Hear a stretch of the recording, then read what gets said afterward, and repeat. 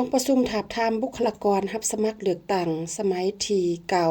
หอบที่2ขององค์คณะพรรคกองบัญชาการปกสแขวงหัวพันได้จัดขึ้นในวันที่13มีนาคม2025นี้อยู่ที่สโมสรกองบัญชาการปกสแขวงโดยการเป็นประธานของสหายพลจัตบาเพชรสอนอินสุพรรณกรรมการพรรคแขวงเลขาองค์คณะพรรคหัวหน้ากองบัญชาการปกสแขวงหัวพันให้เกียรติเข้าร่วมของสหายอนุรักษ์แสงสุริยากรรมการพรรคแขวงประธานกฎกาพรรครัฐแขวงมีบรรดาอนุกรรมการบุคลากรกองเลขาตลอดหอดผู้แทนสมบูรณ์สำหองเข้าร่วมสหายพันเอกเพชรน้อยลอรอนศรีห้องเลขาพรรคห้องหัวหน้ากองบัญชาการปกสแขวงหัวพันได้ผ่านบทรายงานการเมืองทั้ง2ภาคซึ่งได้ยกให้เห็นผลสำเร็จการจัดตั้งปฏิบัติหน้าที่เวียกงานหอบด้านโดยได้หันเอา4แผนงาน36โครงการที่คณะพรรคกระทรวงป้องกันความสงบบางออกไปจัดตั้งพันขยายเข้าในหน้าที่เวียกงานตัวจริงอย่างเป็นขบวนการพดพื้นต่อเนื่องโดยหลายรูปการในนั้นเวียกงานที่พ้นเด่นแม่นเวียกงานปรับปรุงก่อสร้างพรรคก่อสร้างกำลังซึ่งได้ตั้งหน้าศึกษาอบรมการเมืองนำพาแนวคิดให้แก่พนักงานสมาชิกพรรคมีความเข้มแข็งหนักแน่นเป็นเจ้าการต้านและสกัดกั้นปัญหาปรากฏการณ์ย่อท่อภายในพรรค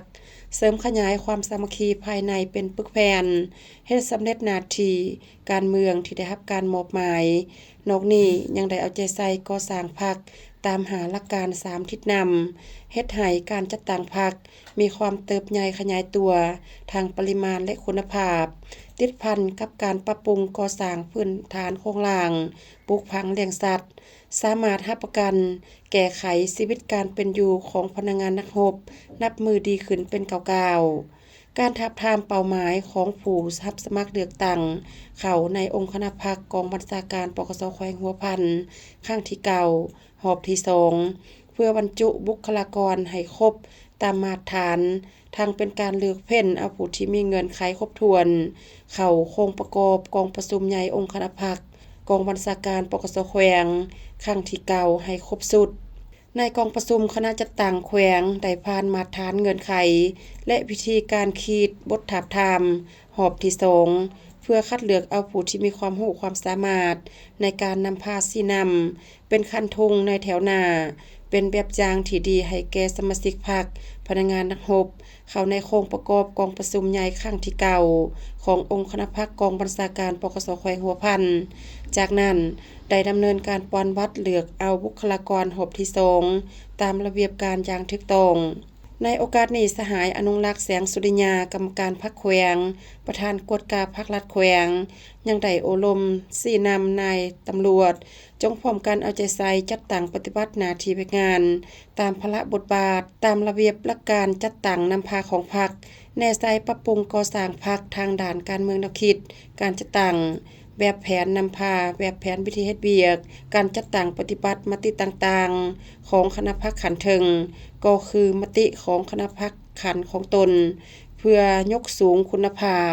บทบาทความรู้ความสามารถในการนำพาของคณะพรรคเป็นการปัวแปลงภายในพรรคปรับปรุงทัศนะหลักมั่นของพรรคติดพันกับขบวนกา